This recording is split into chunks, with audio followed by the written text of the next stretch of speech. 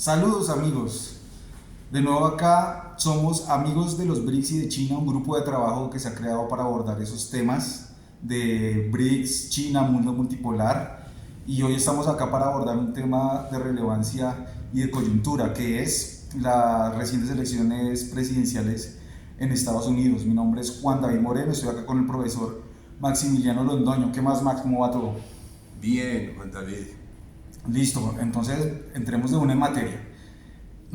Se llevaron a cabo elecciones el pasado martes, a diferencia de hace 4 años o las elecciones de George Bush en el 2000, que se demoraron un mes, o hace 4 años que se demoraron como 15 días en definir el ganador. En esta ocasión los resultados se dieron en la misma noche porque la victoria de Trump y del partido republicano fue bastante avasallante, bastante abrumadora. Trump ganó los colegios electorales, ganó todos los estados péndulo, los swing states que llaman, ganó también el voto popular.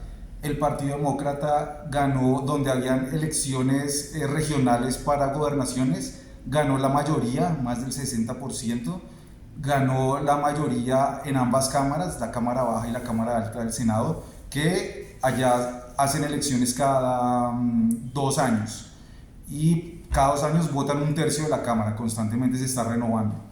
Y en esta ocasión el Partido Republicano también arrasó en las elecciones del Congreso, se queda con ambas cámaras. La situación del Partido Demócrata, digamos que es totalmente de derrota, están bastante desconcertados, buscando culpables, le echan la culpa que a la izquierda, que a los árabes, que a los latinos, que por qué los latinos votaron así, que no saben que se están echando la soga al cuello. Ellos están buscando culpables, pero no miran realmente a su interior, al partido. ¿Qué razones llevó a la gente a darle la espalda al Partido Demócrata? Entonces, haciendo de entrada esa pequeña introducción, ¿qué impresión te dieron las elecciones de Estados Unidos? Pues digamos que la población de los Estados Unidos mayoritariamente se expresó por un cambio. Pues lo expresó con las condiciones que existen, con los partidos que existen. Entonces, por un lado fue un rechazo a la política de Biden, económica y de agresiones al resto del mundo. También un reclamo de que internamente Estados Unidos, pues la pobreza está creciendo, hay una polarización, ¿sí? Falta un rumbo positivo de la nación. Entonces, digamos que Trump, pues fue el vehículo para algunos, otros no votaron siquiera, porque están molestos, inconformes. Entonces la lectura debe ser que es una oportunidad para Estados Unidos y para el mundo ver si se puede generar un diálogo de civilizaciones, de naciones, en donde ese anhelo de Estados Unidos de reindustrializarse pues pueda compartirse con el resto del planeta, por ejemplo, y que se puedan tener relaciones cordiales, de cooperación entre las naciones y se acaben las guerras absurdas. Entonces, ¿podrá Trump hacer eso? Es la pregunta, porque existe un lobby o cabilderos o grupos, ¿sí?, que en realidad controlan la política de Estados Unidos y no, para nadie es, ¿sí?, es algo raro que los banqueros paguen las campañas. Inclusive en un momento dado se habló de colocar unos topes y la Corte Suprema dijo que no. Entonces digamos que la gente no tiene cómo expresar lo que piensa, como pasa en Europa también o en otras partes, ¿cierto? Pues recientemente hubo elecciones, la gente rechazó a Macron, por ejemplo, en Francia, por belicistas. Y digamos que en Estados Unidos entonces, por circunstancias históricas, pues Trump tiene la posibilidad de pacificar al mundo, de contribuir a ese proceso, pero no puede ir simplemente no más guerra.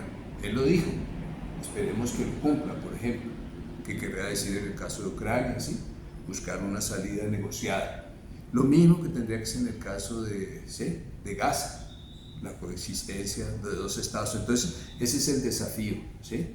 Si se intenta mantener el unipolarismo, ¿sí?, si se intenta mantener el neoliberalismo, ¿sí?, pues va a haber problemas, porque así como se expresaron en Estados Unidos, así se están expresando las naciones, buscando oportunidades, y por eso surge el grupo de los BRICS, y por eso surge la iniciativa de la Franja en la Ruta de Chile.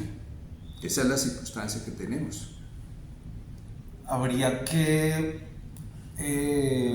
analizar bien lo que usted acaba de comentar, que ciertamente se puede entender los resultados electorales como una especie de voto castigo a los demócratas por, uno, el genocidio que están financiando y facilitando en Gaza, y dos, por las políticas económicas, la alta inflación, una cantidad de otras variables económicas que afectan mucho a la población. Y la cuestión es que eso o se manifestó votando por Trump, pero los resultados también muestran que hay una falta de apoyo, una falta de emoción por parte del electorado demócrata para votar por Harris. Eso se ve en que Trump, si bien ganó, los resultados en general son arrasadores, el resultado electoral de Donald Trump del voto popular no es mayor al que tuvo Biden hace 4 años. O sea que eso también dice mucho de Kamala Harris, que su voto popular, o sea, la cantidad de votos en total, es menor a la de Trump y a la de Biden. O sea, hubo un desincentivo del electorado demócrata, de los latinos, sobre todo la población árabe, para votar por la propuesta de Kamala Harris, y que en materia económica, si nos ponemos a ver, realmente no era mucho la diferenciación en el programa con los republicanos. O sea, Kamala Harris también ofrecía lo mismo, más neoliberalismo, no ofrecía ninguna alternativa real para la clase trabajadora. Pero yo de una vez, para meternos al tema que alcanzaste a nombrar de la financiación de las campañas, es que ¿por qué sucede en Estados Unidos que no haya una alternativa electoral, un tercer partido? Primero, porque el sistema electoral se ha configurado como un duopolio bastante restringido entre demócratas y republicanos, que impide la aparición de terceros partidos. Si bien existen, como el Partido Verde, también hay uno libertario, hasta socialistas, oído que su participación es limitada. Por ejemplo, los terceros partidos no están en todos los estados. Los terceros partidos tampoco tienen acceso a los debates electorales. Y entonces, si vemos, la existencia real de los terceros partidos es limitada. Lo que realmente existe en Estados Unidos es un duopolio bipartidista, que hoy en día son dos propuestas neoliberales pro guerra, que no se diferencian una de otra, y ese es el modelo actual. Entonces la forma de expresar un voto castigo o de rechazo hacia un candidato u otro son muy limitadas. En este lado, algunos se fueron para Trump, o algunos prefirieron no votar por Kamala Harris. No sé si quieras decir algo al respecto o sigo. Pues el tema, digamos, que está en cuestionamiento es el orden liberal internacional basado en reglas o consenso de Washington. Digamos que se expresa en Estados Unidos, pero después se expresa planetariamente en la búsqueda de la independencia, la soberanía, el desarrollo de las naciones, de los pueblos. Y a su manera se está expresando en Estados Unidos con estas elecciones. No porque necesariamente Trump, ¿sí?, represente esa opción, pero ese es el desafío que él tiene. Entonces, ese orden, digamos, incluye varios aspectos. Uno es lo que se llama el sistema de Bretton Woods, que se creó a finales de la Segunda Guerra Mundial, que es como decir el orden económico, de donde surgió el Fondo Monetario Internacional, el Banco Mundial, ¿sí?, y en ese mismo proceso todas las instituciones multilaterales, ¿sí?, como la Organización Mundial de Comercio actualmente. Y digamos, a través de eso, Washington impone su voluntad planetariamente a nivel económico. Eso tuvo ese primer punto, una salvedad, que fue cuando en 1971 Nixon eliminó el patrón oro y se colocó directamente al dólar como la moneda pues, de cambio mundial, de reserva, con todas las ventajas asociadas. El segundo tema de ese orden liberal basado en reglas es el tema, digamos, de cuál es el modelo político, ¿sí? Se habla de la democracia, ¿sí? Liberal, occidental, y entonces el resto son autocracias, dictaduras, ¿sí? Entonces digamos que se intenta imponer planetariamente a todas las naciones esa manera de ser, ¿sí? Ese orden también incluye una parte militar, que es la OTAN, ¿sí? La Organización de Tratado Atlántico Norte, supuestamente para ayudar a los aliados después, ¿sí? De la Segunda Guerra Mundial, pero que se ha ido extendiendo planetariamente. Desde Obama se planteó el pivote de Asia, ¿sí? Y que había que acorralar a China y a Rusia, etcétera, etcétera. Entonces ese también está, entonces lo económico, ya dijimos ahora también lo militar, ¿cierto? El orden político y cultural, se puede decir, porque desde, ¿sí? Hollywood y Netflix y toda la propaganda que hay, pues se crea una cierta aureola. Eso es lo que está en cuestionamiento, incluso dentro de los propios Estados Unidos, porque esos 100.000 que mueren consumiendo drogas, ¿sí? O que cada fin de semana haya algún joven que va y mata en la universidad o en el colegio a sus compañeros, o cosas de ese tipo, pues ¿qué tienen que ver los demás con eso? Y entonces, ¿cómo Estados Unidos va a resolver eso con 700, 800 bases militares, por ejemplo, planetariamente? Sí. Entonces, digamos que lo que está en cuestionamiento es ese orden que hay, que no es solo económico, eso es lo que quiero decir. Entonces, ya hay una primera expresión, ¿sí? Ese orden no le ha servido ni a Estados Unidos mismos, porque mencionabas el tema de la desindustrialización, empezó, o lo que llaman la sociedad postindustrial. En los propios Estados Unidos podemos producir más barato en otra parte, ¿cierto? Creamos maquilas y entonces obtenemos financieramente una ganancia. Y eso nos lleva a una noción de economía, de que el crecimiento de las finanzas es el paradigma, que es lo que representa ese modelo en decadencia.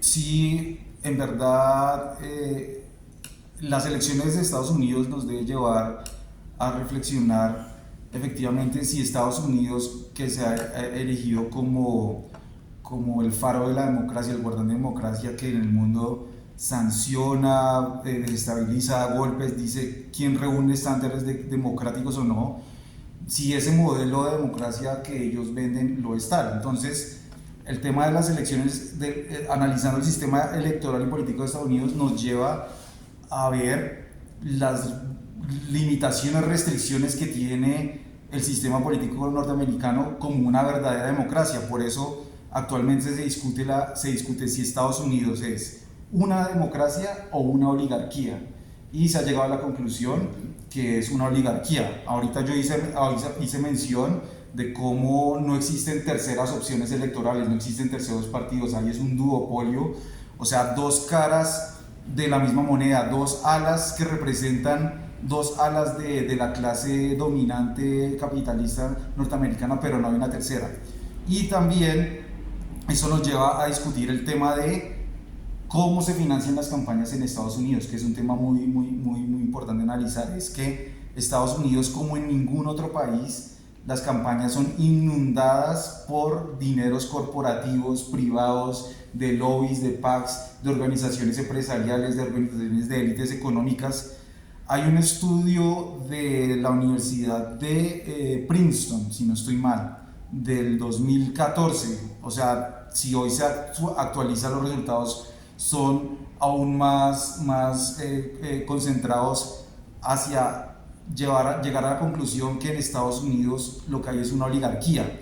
Este estudio lo que hizo fue analizar la incidencia que tiene el ciudadano del común y sus organizaciones de masas tipo sindicatos u otras agremiaciones, si el ciudadano del común, qué tanta incidencia tiene en la la elaboración y las decisiones políticas, tanto del Congreso, de la rama legislativa, pero principalmente del Ejecutivo. Y a lo que se llegó es que la incidencia del ciudadano del común en las decisiones políticas es nula. Por el contrario, la incidencia que tiene, la influencia que tienen las élites económicas, sus agremiaciones organizadas, las corporaciones, el sector financiero, para incidir en las decisiones políticas es total. O sea, eso lleva a la conclusión de que en Estados Unidos lo que hay es una oligarquía, entendiendo como el gobierno, oligarquía como la forma de gobierno de los pocos, de las élites económicas. ¿Y eso a qué se debe? Usted ahorita comentó, hay una decisión de la Corte Suprema de 2010 que prácticamente liberó la posibilidad de que la financiación de las campañas en Estados Unidos no tenga ningún tipo de límite ni restricción para que sean corporaciones, bancos, PACs, lobbies, los que financien las campañas. Eso hace que haya una distorsión total en el proceso electoral. Por eso en esa medida es que se dice que Estados Unidos no es una democracia, sino una oligarquía, el gobierno de los pocos, el gobierno de las élites económicas. Sí, efectivamente, eso es lo que hay en los Estados Unidos. El modelo del gobierno de unos pocos es una especie de cartel, digamos, que incluye pues corporaciones, compañías, especialmente el sector financiero, lo que se llama el aparato militar como tal, y también toda una red de comunicaciones, ¿sí?, planetarias. Entonces, y todos los equipos de lobby o de cabildeo que están ahí en el Congreso haciendo aprobar leyes. El tema es, pues, ¿para dónde va el planeta? Con la orientación que Estados Unidos ha tenido, que estableció pues que ellos eran la policía del mundo y que el que atente contra ese orden internacional establecido por ellos, como lo dice en su doctrina de seguridad, expedida por Biden también, es enemigo. Entonces digamos que bajo esas condiciones, ¿sí?, todo el planeta es enemigo porque tiene un reclamo hacia el desarrollo. Cualquier nación quiere el bienestar, quiere el progreso. Entonces la pregunta específica es esa: ¿cómo va a actuar frente a esas circunstancias Trump? Digamos, Estados Unidos no siempre ha sido una oligarquía. Es importante hacer esa salvedad. Digamos, cuando en 1776 inició el proceso de independencia, y se consolida luego, ¿sí?, unos poquitos años después con la Constitución. ¿Por qué fue la discrepancia? Porque ellos querían desarrollar sus procesos industriales. Digamos que Washington, Hamilton, los padres fundadores, y especialmente Alexander Hamilton, que fue el primer secretario de Hacienda, cuando se consolida la Constitución y se lleva al Congreso, hay 3 leyes claves. Una de ellas es sobre el papel de las manufacturas, cómo se va a desarrollar.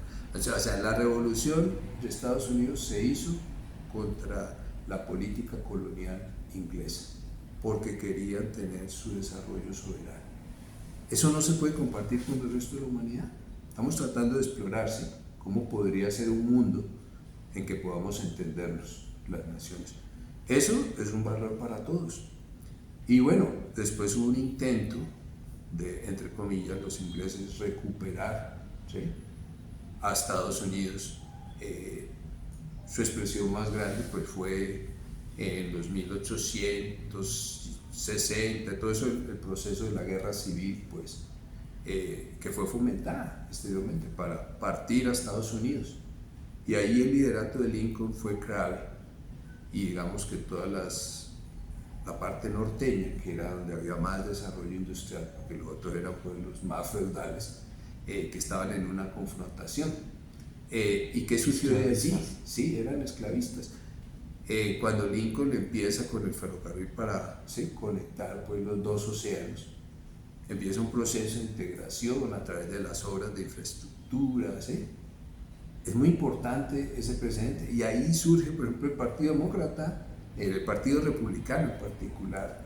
Había gente que eran pro-industriales, ¿sí?, hay un eco de ese proceso. Entonces, esa es una segunda fase. Fracasa ese intento, ¿sí?, fomentado desde el exterior, de partir a Estados Unidos y que, ¿sí?, siga ese modelo allá de esas haciendas, ¿sí?, con esclavos, etc.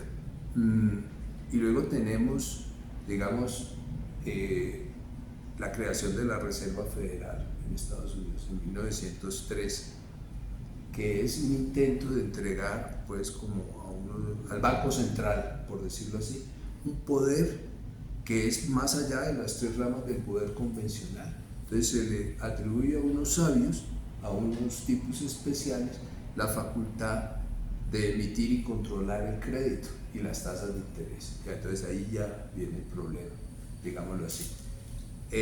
Y hay un cambio también político en ese lapso, cuando Estados Unidos, por ejemplo, perdimos a Panamá por esa época, ¿sí?, justamente. Entonces, hubo, sin embargo, otro hecho importante, que fue la crisis de los años 30. Y ahí es muy importante el hecho del modelo económico que Franklin Delano Roosevelt desarrolla. Entonces, te vas a oír lo siguiente. Ese tema, porque yo lo quería desarrollar, es clave. Entonces, si quieres lo introduzco y lo retomamos, porque para allá vamos. Listo, porque que es precisamente cómo después de la creación del Estado de Bienestar en Estados Unidos, en los 70 hay una reacción, que es la reacción neoliberal reaganiana, que es la que viene hasta hoy en día. Entonces, digamos que en los años 30, por la amenaza de revolución, había sucedido años antes la revolución rusa, la gente, pues, en una etapa de crisis económica, tiende a estar muy enfadada. Digamos que Franklin Delano Roosevelt, en cierta forma, representa una ala progresista de la clase política, que entiende que hay que ceder algo hacia la clase trabajadora, de los grandes capitalistas, de la clase trabajadora, y se crea el Estado de Bienestar. Entonces, no sé si quieres... Sí, entonces ahí el tema es que ese era el Partido Demócrata. Y la idea es juntarlo con la llegada del reaganismo en los 70. O sea, entonces, digamos, ¿qué pasó allí? Pues hubo un proceso en que la deuda crecía más rápido que la capacidad de pagarla, ¿sí? El sistema reventó y tuvieron que llegar a un modelo en que el Estado intervenía en la economía. Ahora que nos hablan, sí, del libre cambio puro y no sé qué. O sea, un sistema mixto, y se inició, digamos, una primera etapa que se llamó el New Deal, o el nuevo trato, el nuevo acuerdo, que era poner el aparato en funcionamiento económico. En los primeros 100 días de su administración, Franklin Delano Roosevelt, ¿sí?, incorporó 4 millones de personas a trabajar y se acabó la depresión. ¿Y qué fue lo que hizo? Obras de infraestructura, ¿sí?, canales, conexiones, ¿sí?, puertos, aeropuertos, escuelas, hospitales. ¿Por qué menciono esto? Porque digamos que Estados Unidos tiene en su historia también, como pueblo, cosas bonitas que puede compartir con el resto del mundo. ¿Qué diferencia tiene eso con lo que está haciendo China? ¿Sí?, de promover no solo su propia articulación geográfica de sus regiones, sino de compartir eso con toda Eurasia, ¿sí?, en su conjunto, con la iniciativa de la Franja y la Ruta. Pero entonces, y ese era el Partido Demócrata, digámoslo así, para hablar de unos progresistas en ese momento dado. Pues eso causó un terror. Bueno, ¿cuál era el enemigo que se enfrentaba? En el caso era Hitler, ¿cierto? Es más, hubo una ayuda, una cooperación con los soviéticos, digámoslo así. A la gente se le olvida, era una alianza, ¿sí o no? Que estaban, pues, ¿quiénes estaban en esa alianza? Pues Estados Unidos, los rusos, o llamémosle los soviéticos en ese momento, ¿cierto? Francia estaba ocupada, bueno, Inglaterra estaba en esa alianza, ¿cierto? Por otro lado los japoneses, ¿sí?, los italianos, ¿cierto?, y Alemania. Los soviéticos perdieron 27 millones de personas para ayudar a liberarse a la humanidad de el fascismo. No vamos a hablar ahora de Gaza, como que sí, que nos recuerda ese proceso. Hubo una cooperación. Entonces, es importante ver esos antecedentes. Ahora, ¿cómo pasamos al neoliberalismo? ¿Sí? Entonces ahí viene, digamos, una elección clave, porque es un tipo que se llama Truman, ¿sí? O sea, muere pues Franklin Delano Roosevelt antes de terminar su periodo, y entonces, ¿qué es lo primero que hace Truman? Que era anglófilo hasta el pescuezo. Él dice, no, lo que necesitamos es un nuevo enemigo, y crea la cortina de hierro, ¿no? O sea, acuña ese término. Había cooperación a tal punto que se pensó en un momento dado de hacer el estrecho de Bering, cuando estaba Franklin Delano Roosevelt, con los rusos, ¿sí? La propia independencia de Estados Unidos fue respaldada por, ¿sí?, la corona, por el zar ruso. O sea, lo que tenemos ahora es una comprensión muy limitada de la historia, ¿sí? Porque la mayoría de la gente no entiende que las naciones tienen intereses y que pueden haber intereses comunes, ¿sí?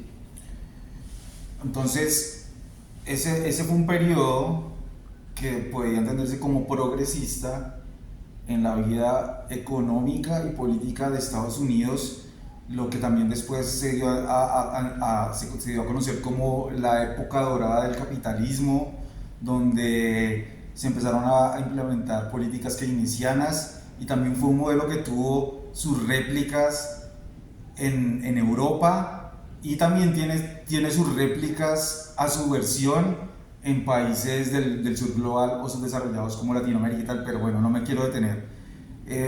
Digamos que eso implica el estado de bienestar, una clase trabajadora con puestos estables, con altos ingresos, con red de sistema de seguridad social. Eso implica en cierta medida un modelo donde hay algo de redistribución. ¿Eso qué implica? Que a las élites corporativas, al capital concentrado, algo se le tuvo que haber quitado, algo tuvo que haber cedido. Entonces, eso con los años fue generando mucha molestia en las élites económicas norteamericanas y las de todo el mundo. El caso es que ellos empiezan a idear una especie de contrarreforma, o sea, tratar de quitar toda esa cantidad de ganancias que ha adquirido la clase trabajadora y los sectores populares. En Estados Unidos también se da, por ejemplo, en el contexto años después, en los 50 y 60 del movimiento de los derechos civiles, o sea, el movimiento de los afroamericanos por los derechos civiles, y las élites económicas buscan de alguna forma volver a tener más tasa de ganancia, volver a aumentar la tasa de explotación, y en los 70 se empiezan a crear, estoy haciendo un vuelo somero por encima, rápido, se empiezan a crear think tanks, tanques de pensamiento, todo, y digamos que en Estados Unidos surge un personaje particular que es Ronald Reagan, cuya base política y su discurso político principalmente es moralista, conservador, la familia, en contra de las drogas, en contra de los malos valores, pero en el fondo la agenda era desmontar el estado de bienestar, quitarle una cantidad de prebendas que tenía la clase trabajadora.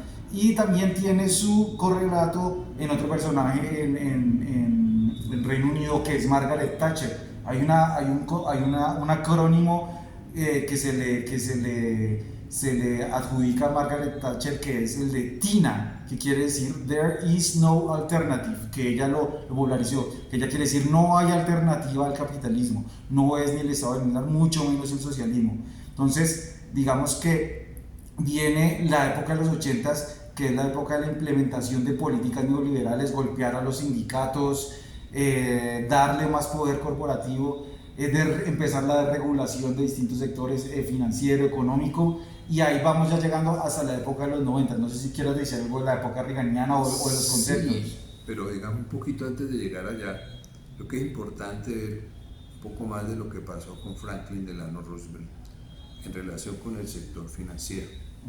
Una bronca enorme, y de allí surgió un sistema de regulación, una ley que se llamaba la ley Glass-Steagall. Esa ley Glass-Steagall establecía que no podían los bancos de inversión, que así se le llaman ahora, ¿sí? Pretender que el Estado en un momento dado los recuperara, que si alguien quería incursionar en el casino financiero no tendría respaldo, ¿sí?, del Estado. Y entonces lo que está subyacente a eso es la discusión sobre qué es el crédito como instrumento de generación de riqueza, no el papel como moneda, porque puede cambiar la forma que se usa históricamente, sino, ahora, ¿qué opciones tenía Franklin Delano Roosevelt para impulsar el aparato productivo? Uno había sido coger el Banco Central, ¿sí?, la Reserva Federal, y desde allí hacer algo, intervenir. Optó por crear una corporación de desarrollo y la gente podía comprar bonos, o sea, invertir.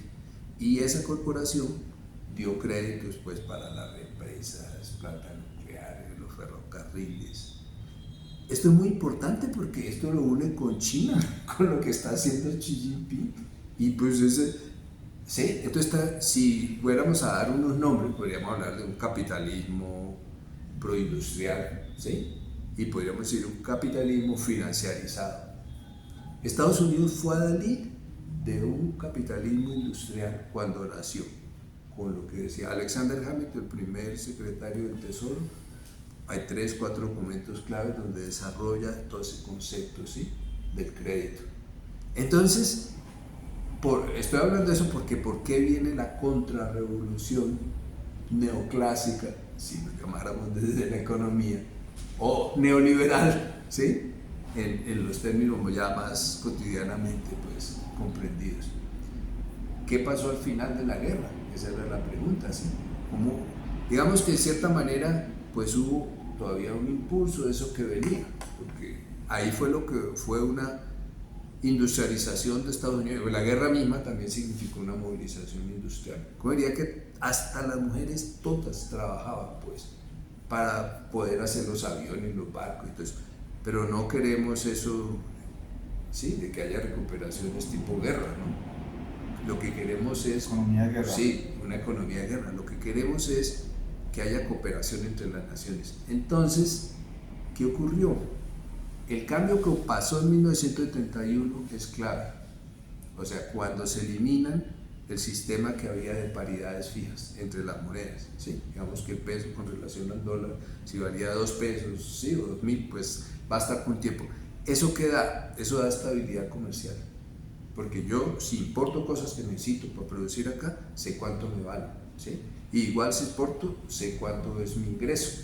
Pero si eso está fluctuando, como es ahora, entonces el sistema de tasas flotantes, ¿sí?, destruyó proceso, porque ahora se va a poder usar eso mismo para destruir una nación. Lo ha hecho Estados Unidos, está con los europeos, ¿sí?, lo hizo con Japón, ¿sí? Ahorita Trump se ha hablado de que puede hacer su guerra comercial, ¿cierto?, contra Europa y contra China, continuarla. Pero lo que estoy enfatizando es que puede haber intereses comunes, ¿sí?, cuando vamos más allá de la simple propaganda. Y claro, digamos que ahora hay un debate sobre qué nuevo sistema financiero, ¿sí?, debe emerger, porque no va a haber paz si no podemos ponernos de acuerdo, ¿sí?, en que haya desarrollo de las naciones. Yo hice esa mención entre el New Deal, Franklin Delano Roosevelt, digamos, cierto estado de bienestar, otro modelo más redistributivo que había antes en Estados Unidos, ahora la llegada después de la era de Reagan, que es los inicios del neoliberalismo, que ya con la caída de la Unión Soviética ya se desboca totalmente el neoliberalismo, es la desregulación financiera, es golpear los sindicatos, empieza con la desregulación financiera a crearse y a consolidarse más ese modelo de casino financiero de Wall Street, pero lo que yo quería hacer énfasis era que eso ocurre en los 80s, en los 90 se consolida la era neoliberal, que es la que estamos hoy en día, pero en los 90 llegan los demócratas, que anteriormente pues habían sido, con el caso de Franklin Delano Roosevelt y en cierta medida puede decirse Jimmy Carter, Lyndon Johnson, con algunas libertades, se podría decir que era como sectores, era un partido un poco más progresista, pero la llegada de Bill Clinton, de los Clinton, después de que llegan los Bush, después con la llegada de Obama y lo que vimos ahorita con Biden y lo que vemos ahora con Kamala Harris y su oferta electoral al pueblo norteamericano, vemos que sigue siendo el modelo neoliberal de la financiarización, del poder corporativo, de no mejorar las condiciones de la población. Los Clinton y el Partido Demócrata interiorizan, asumen como propia la política de los republicanos, de Reagan, y por eso hoy en día no vemos ninguna diferenciación entre el Partido Demócrata y el Partido Republicano. Los Clinton son los que hacen el Tratado de Libre Comercio con Estados Unidos, Canadá, México, después hacen el CAFTA, es la privatización de la salud, el recorte de la seguridad, la criminalización de las poblaciones minoritarias, afro, latinas. Digamos que los demócratas en los 90 asumen prácticamente el programa de los republicanos, por eso hoy en día no vemos ninguna diferenciación. No sé si... Pues lo que pasa es que existe un partido del sector financiero. Pero vimos ejemplos anteriores donde el Partido Demócrata sí se diferenció. Sí. Actualmente ya no se diferencian en políticas. Por ejemplo, Larry Fink, ¿sí? El de BlackRock. El de BlackRock, ¿sí? Sí, es el conglomerado financiero más poderoso, ¿sí? Y él dice, pues no importan las elecciones, porque le han preguntado, ¿sí?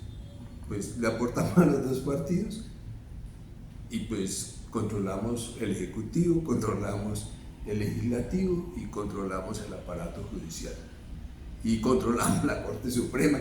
Entonces digamos que lo que decías, o sea, esto es una oligarquía, y Estados Unidos intenta replicar ese modelito, ¿sí?, en otras partes. Entonces el desafío es cómo en la coyuntura actual, que eso se ha mostrado que ni le ayuda a los Estados Unidos ni le ayuda al mundo, ¿sí?, va en contra de los intereses legítimos de todas las naciones, ¿sí? Entonces, esa idea de que se puede generar ganancias sin producir nada, porque eso es ganancias de capital. Entonces, ¿yo qué hago? Pues, ahora la acción está esto, ¿sí? Hago una puja para que se sube el precio y entonces luego la vendo y entonces gano por el diferencial. Y no importa en qué produzco o no produzco, lo que interesa es que obtuve una ganancia, ¿sí?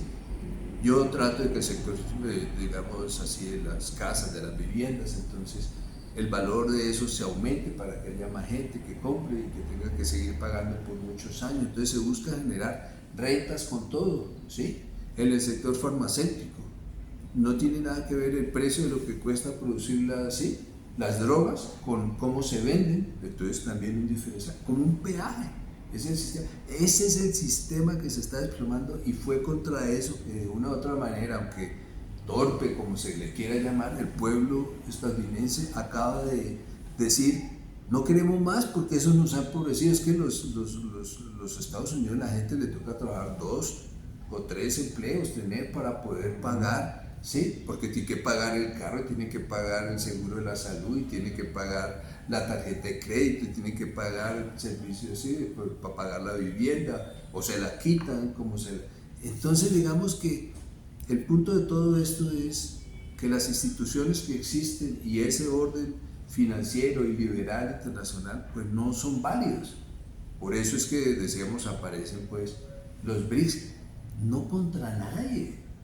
Por ejemplo, en esa época Franklin Delano Roosevelt se habló de tener una conexión ferroviaria, el ferrocarril panamericano, o sea, desde allá, desde el fondo de la Patagonia hasta allá, hasta Alaska. Y no existe todavía, ¿sí? Hay unos tramos en Estados Unidos, un pedazo en México, pero por ejemplo que el tapón del Darién, ¿cuál tapón? Pues eso se puede hacer, no se ha decidido hacer esa conexión. Bueno, ahí hay un tema en que podría entre la iniciativa de la franja y la ruta, lo ha dicho Xi Jinping, ¿sí? Bueno, entonces de una manera cooperamos, ¿sí? En lugar de estar buscando broncas innecesarias. Entonces digamos que, haciendo una síntesis, el tema electoral de Estados Unidos no tiene que ver con Estados Unidos, porque es como un micromundo, pero que muestra los problemas planetarios. ¿Cómo se va a resolver con la gente que viene de otra parte, que ayuda antes a producir, que toda hora los vamos a votar, pues, por ejemplo? ¿Sí? Ya hablamos del tema de la migración. A mí el tema de Estados Unidos me interesa bastante, sobre todo que estuve muy pendiente de hace 8 años de la campaña de Bernie Sanders, después la primera vez que quedó Trump, después el segundo intento de Bernie Sanders, y entonces uno más o menos ha empezado a entender cuál es la lógica. Actualmente, pues como quedó Trump, hay una indignación y uno ve acá en las redes mucha gente liberal, como centrista o inclusive progresistas que están indignados que Trump, que el misógino, que el racista, que el nuevo Hitler tal, y digamos que un porcentaje de verdad hay en todo eso, pero yo siempre cuando hablo con la gente le digo que hay que también hacer el análisis del Partido Demócrata. El Partido Demócrata es un partido que, al igual que el Partido Republicano, es una empresa electoral que funciona a partir de las donaciones de las corporaciones. Es un negocio de los bancos, de las distintas corporaciones militares, financieras, farmacéuticas. De eso viene, dependen de las donaciones. Y es un sistema, es un partido profundamente cerrado que no permite que haya otra alternativa a esa neoliberal, proguerra. A Bernie Sanders 2 veces le hicieron fraude, en la primera para que llegara Hillary Clinton, hicieron algo así como lo que pasó acá con la convención liberal ahorita con César Gaviria, que hizo una convención liberal de papel donde votaron ahí algo así le hicieron a Bernie Sanders y quedó Hillary Clinton, perdió con Trump, y la segunda vez que volvió a lanzarse Bernie Sanders para competir con Joe Biden, le hicieron lo mismo, porque el Partido Demócrata hoy en día no permite ninguna opción que sea industrial, que sea pro trabajadores, que sea menos belicista a nivel internacional, sino que es la misma agenda que el Partido Republicano. Yo quiero hacer mucho de ese énfasis. Si quieres decir algo, pero o si quieres ya pasamos al programa político de Trump. Bueno, sobre el tema del Partido Demócrata me parece importante, porque, digamos, esos partidos progresistas, también en Europa que había, socialdemócratas, que se suponía, ¿sí?, que eran... El primer problema es el tema de la economía, otra vez. O sea, se hace eco de Keynes, ¿cierto?, cuando se habla de algún programa que el Estado interviene en la economía. Pero una cosa es estimular el consumo, porque yo una parte del presupuesto lo asigno porque le doy unos empleos a las personas, ¿sí?, en algunas actividades. Y entonces al comprar más, pues hay un cierto pequeño ahorro. Pero si yo no invierto y simplemente gasto, hay un problema, porque después, cuando tengo que quitar ese gasto, porque sí, por alguna razón la gente se enoja, podría mantenerlo si tengo un motor industrial. Entonces, ese modelo keynesiano, ¿sí?, es sumamente limitado. Sería una discusión en otro contexto más amplio, ¿sí?, para explicar sobre qué es eso de la economía productiva como tal. Digo eso porque ahí ahora aparecen varios que son como pseudo progresistas, ¿sí? Entonces, ¿qué pasó con muchos de esos partidos socialdemócratas? Pues que terminaron neoliberales, ¿cierto? ¿Sí? El neoliberalismo en los 90s, sí. En Europa lo aplican el Partido Laborista de Gran Bretaña, el PSOE de España y los demócratas en Estados Unidos. Sí. Y entonces esos progres, ¿en qué quedan? O sea, como decías, pues son neoliberales en realidad. Entonces se usa una forma política de decir que esto es una democracia participativa y que hay partidos. No hay partidos, en realidad es una manera de engañar a la gente. Esas instituciones no tienen, ¿sí?, ningún arraigo en el bienestar general, no representan eso. Y los actores que están allí tampoco son pensadores para decir que es que ellos tienen, sí, Hillary Clinton, que sería más bien en lugar de Hillary, ¿sí? Hillary Clinton y los Clintons en general, y como decía Reagan y la Thatcher, ¿sí? Entonces, pero hay todo un combo de una cantidad de, los llaman think tanks, equipos, ¿no? Expertos, que son los que elaboran los guiones y los convierten en política pública, ¿sí? Y entonces alguien ahí pone para el mercadeo político, ¿sí? Que es el que...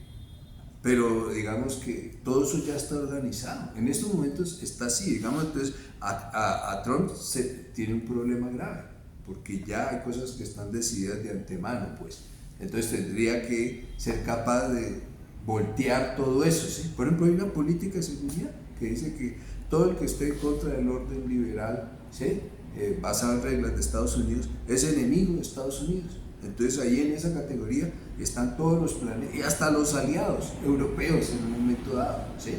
Entonces tendría que modificar esa situación.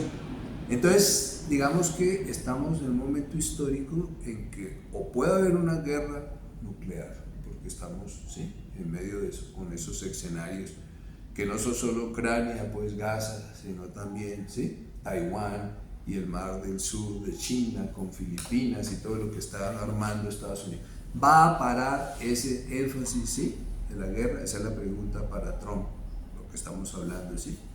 Él dijo, bueno, yo no quiero más guerras. Bueno, y yo no he hecho guerra, eso no es tan verdad, ¿sí? Aunque no invadiera a nadie formalmente, lo que le hizo a Venezuela, lo que le hizo a Irán, lo que le ha hecho, bueno, es guerra. Hay guerra a través de sanciones y de procesos, pero no discutamos de eso. Entonces, ¿qué va a hacer él? Bueno, ahí está un desafío. Lo intentaron matar también, sí, pues porque digamos, está, como decías tú, unos neoliberales globalistas y unos neoliberales nacionalistas, entre comillas, sí, como otro, o soberanistas, llamémoslo así. O sea, las categorías mismas no están claras y la gente en un momento dado no tiene lealtad a un determinado credo que ni existe, se crean unas doctrinas ahí espurias y se hace, ¿sí?, toda una propaganda para... Entonces ese sistema es falso, ¿sí?, de las democracias y la estructura, o sea, toda la justificación y la sustentación y que aquí la participación es falso. Tenemos una oligarquía, eso es lo que es concreto en el planeta y tenemos que cambiar eso. El tema de si Trump realmente va a parar las guerras antiinglesistas, pues yo creo que es clave para discutirlo. Yo personalmente creo que no va a ser así. Como usted comentó, pues el récord de la primera administración Trump en cuanto a belicismo, guerra, es también terrible. Digamos que no... lo que pasó en los últimos 4 años con Biden, pues sí, realmente fue una catástrofe. Lo de aumentar las tensiones con Rusia que llevó a la guerra de Ucrania, lo que está pasando en Medio Oriente, en Gaza, y lo de continuar creando esa infraestructura militar rodeando a China para contenerlo y para un futuro conflicto, pues eso es desastroso para Estados Unidos y para todo el mundo. Pero esas políticas de política exterior imperialistas son bipartidistas. Actualmente los congresistas republicanos, que son los mismos que están apoyando a Trump, apoyaron el envío de fondos y armas a Ucrania, apoyan armar hasta los dientes a Taiwán, apoyan seguir financiando el genocidio en Gaza y lo que están haciendo en Líbano y en Medio Oriente, todas esas barbaridades. Entonces, y además que ve uno que el sistema económico y político norteamericano está tan degradado que el factor de la economía de guerra, de las corporaciones que también financian las campañas, Raytheon, Boeing, Lockheed Martin, que financian a Trump y a Kamala Harris, ellos viven del negocio de recibir fondos públicos para mantener esa economía y seguir enriqueciéndose aún más. Entonces ve uno muy difícil que lo pueda parar, que puede haber énfasis, sí, pero igual está al margen de la duda de ver. Pero ya que entramos ya con el tema Trump, yo quisiera que habláramos propiamente de Trump, del tema de la migración, que es un tema que estuvo presente en toda su campaña, estuvo presente en la primera campaña de él, y es que él utiliza, y que es algo característico de los partidos de extrema derecha en Europa y en otros países, en los países desarrollados sobre todo, que es que utilizan el tema de la migración como una especie de chivo expiatorio con un grupo social, con una población, para en cierta forma enervar a su base electoral y que su base electoral esté distraída de los verdaderos problemas económicos, sociales que debería ofrecerle resolución un partido o un líder. Pero entonces el tema de la migración está presente en Trump, y a mí me parece que es el tema más desagradable de su propuesta electoral, porque es una demonización a la migración de latinos, de musulmanes, de africanos, pero pues como es Estados Unidos, principalmente de latinos. Yo creo que el tema de la migración es un tema bastante hipócrita, porque la migración es sustento de las economías del norte global, tanto de Europa como Estados Unidos. Son economías que sin la base económica que brinda el trabajo migrante, tanto legal como ilegal, prácticamente colapsarían. Y digamos que ese discurso de satanización, macartización, demonización de los migrantes, tanto va a afectar a los migrantes que vayan a deportar, pero también va a ser beneficioso para los mismos capitalistas en Estados Unidos, porque si hay un ambiente de terror en contra de los inmigrantes con Trump, pues el precio de la mano de obra ilegal migrante va a bajar, porque en un escenario de deportación, de terror, de represión, los capitalistas que viven del trabajo de los migrantes van a aprovechar y los van a explotar aún más, les van a ofrecer condiciones de trabajo aún peores. Entonces no sé si quieras decir algo del tema de la migración. Como dijo el presidente Gustavo Petro hace poco, ¿no?, al respecto, digo, pues ¿por qué se van? Pues hay que crear condiciones para que la gente no se tenga que ir de sus países, o sea, por fuerza mayor, pues. También el mismo tema con Sheinbaum y con México, para hablar de los que están ahí cerquitas. Es decir, está bien que la gente pueda salir de su país porque quiere estudiar, porque quiere viajar, porque quiere conocer, pero que no sea exportado de su país, porque tenemos una circunstancia en que alguien que alcanza, no sé, un doctorado de pronto, pues, cuántos años de vida y de esfuerzo y todo eso, y pues, bueno, entonces voy para Canadá, o voy, sí, para Estados Unidos, o voy para, no sé, donde pueda seguir estudiando, desarrollar estas ideas. Es decir, el tema allí es, de nuevo, la economía, ¿sí? ¿La economía es tuyo? Claro, porque el tema es no es que le estoy diciendo, sino que es una frase económica. Sí, yo recuerdo la frase esa, claro. Es la economía. Es el tema en las discusiones políticas, sí. Pues por eso vimos la debacle del Partido Demócrata, porque eso lo ignoró, la economía real, física de la gente, del consumo, del bienestar, de la salud, de la educación. Entonces, nos toca pensar en esa parte. O sea, eso es como la evidencia. Alguien tiene una temperatura alta, ¿cierto? Muestra unos síntomas. Y entonces, bueno, le damos ahí una vaina para que le baje, ¿sí? Una acetaminofén. Pero ¿por qué hay esa anomalía? Si persiste. La anomalía es porque la gente no tiene empleos productivos, estables, bien remunerados, ¿sí? Porque no se procesan los recursos de las naciones, ¿sí?, sino que se exportan materias primas baratas. Entonces, digamos, además es un contrasentido, ¿no?, porque se habla de que el libre mercado, pero entonces la gente no puede ir donde quiera. Entonces ahí nos lleva a ese tema, por eso el tema de los BRICS y la iniciativa de la franja y la ruta, es decir, un grupo de países pues no son belicosos, no están buscando quitarle a nadie, ni ponerle, ¿sí?, sus criterios, ni cambiarle sus costumbres políticas, ni acabar con su cultura, sino dice, ¿qué podemos hacer entre nosotros para ayudarnos? Porque este orden existente no es favorable, ¿sí? Entonces, no sabemos qué va a pasar con la administración de Trump, digámoslo así. Pero pues, por ejemplo, es muy posible que vengan más aranceles, no solo para China, sino para Europa también, porque ya, ¿sí? Y bueno, claro, Trump les puede decir también, oiga, ustedes páguense sus guerras, nosotros no, ¿sí? Y lavarse las manos con el tema de eso y buscar, ojalá se pueda no solo desescalar, ¿sí? Y llegar a un cese al fuego que ni siquiera pues, se ha hecho en el caso de Gaza, sino que pueda haber proyectos que permitan, ¿sí?, hacer una paz no solamente duradera, sino perenne, por cooperación, ¿sí?, mutua. Otrora pasó en Europa, pues, una guerra que duró, la guerra de los 30 años, ¿sí? Y otras, finalmente después de muchas matanzas, decidieron que había que hacer un armisticio, pero que el tema de todo eso era la cooperación. Ese sería un tema de discusión también. Pero, ¿por qué lo menciono?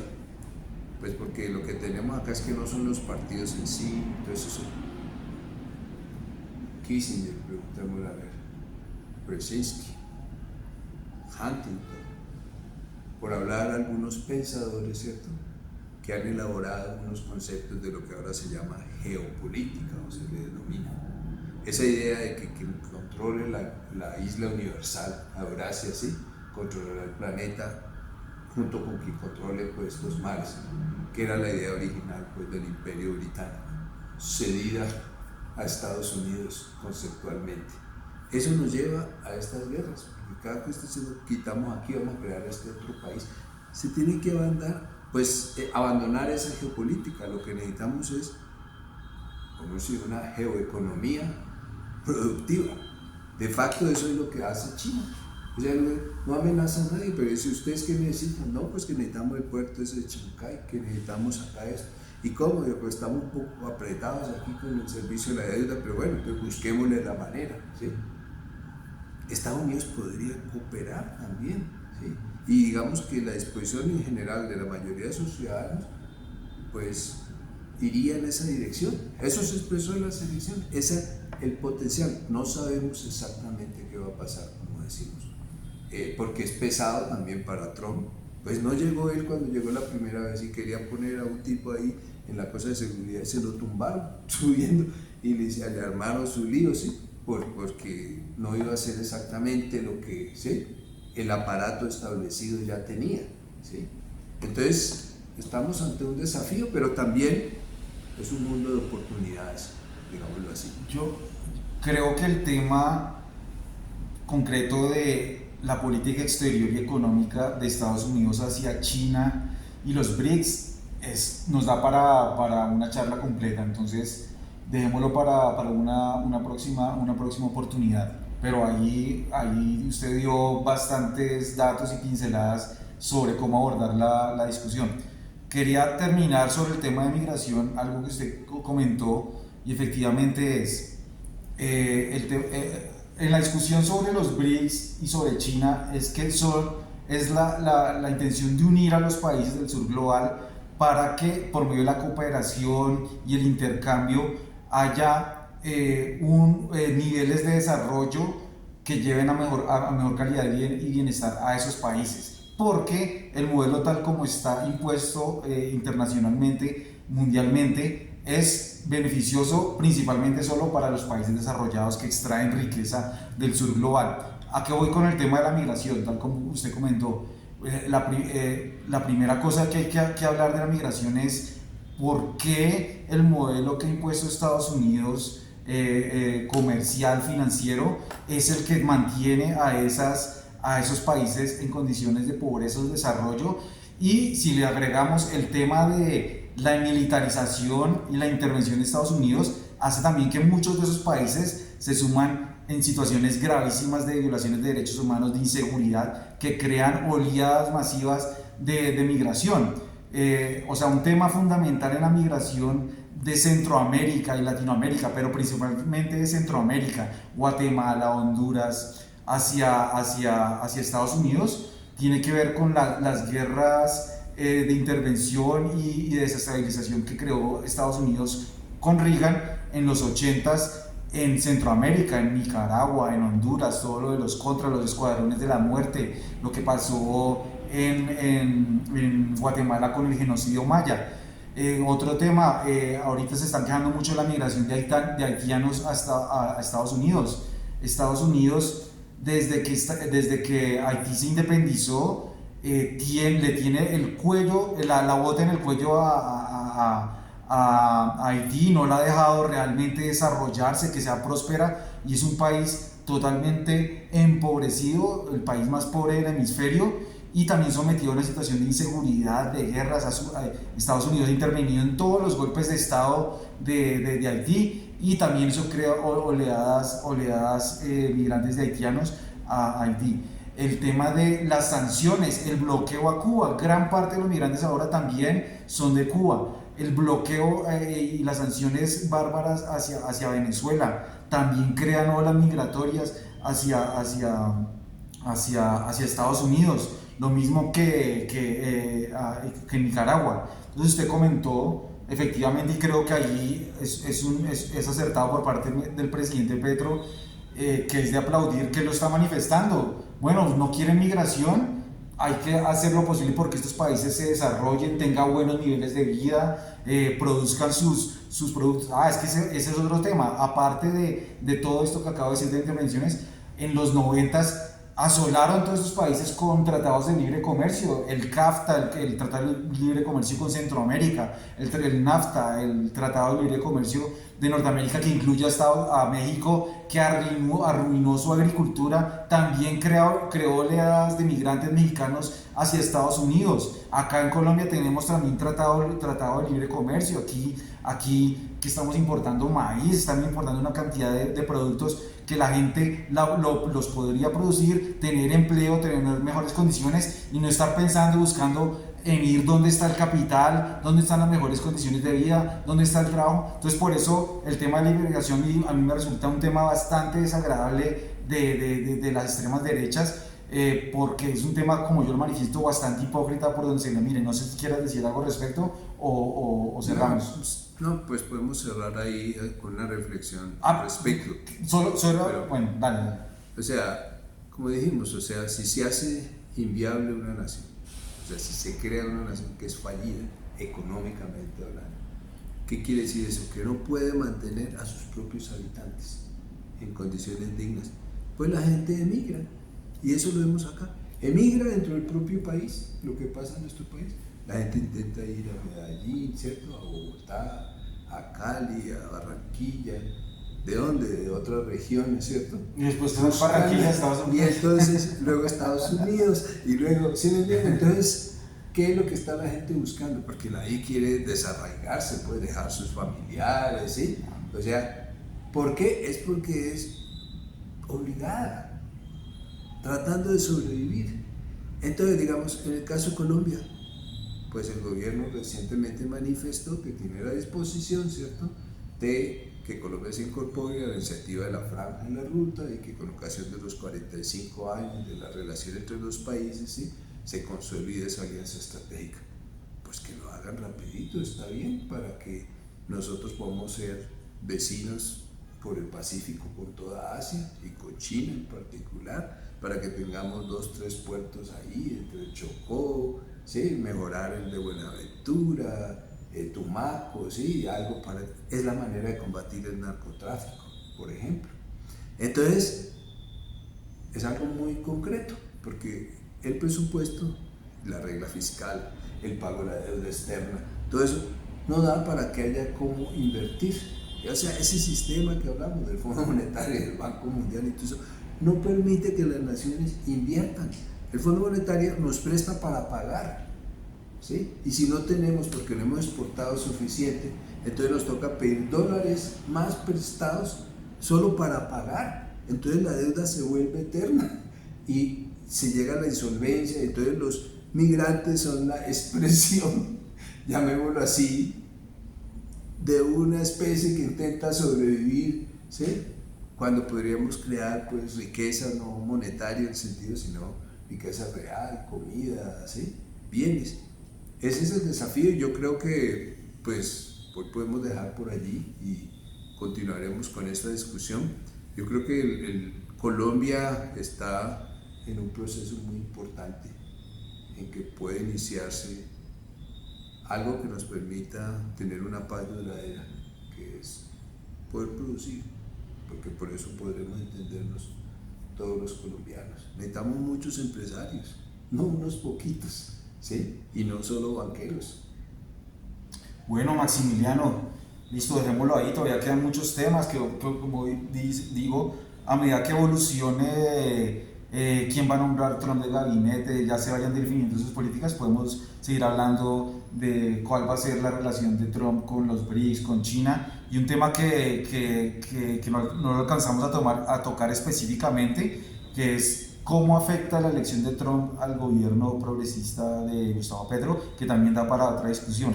Dejémoslo ahí. Gracias a todos los que se hayan tomado el tiempo en escucharnos, en ver, en escuchar sobre estos temas, y hasta una próxima oportunidad. Hasta luego.